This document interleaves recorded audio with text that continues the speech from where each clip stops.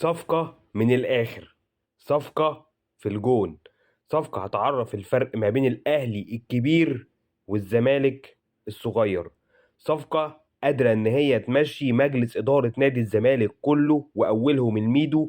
لو تمت هتطلع تقول لي الصفقة مش هتتم وزيزو هيكمل في الزمالك وزيزو لسه ما مضاش للنادي الأهلي.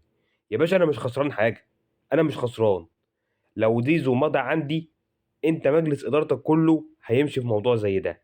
ولو زيزو ما مضاش وراح مضى للزمالك، برضو انت كده هتدفع له ال 80 مليون اللي هو عايزهم، وهتدفع لوالده 25 مليون جنيه عمولة. يبقى انت كده يا باشا ضربت اوضه اللبس بتاعت نادي الزمالك بمفك.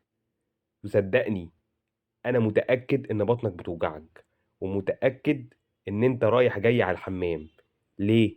عشان الخبر ده عمل ربكة لكل الزملكاوية، وهو ده المطلوب اثباته.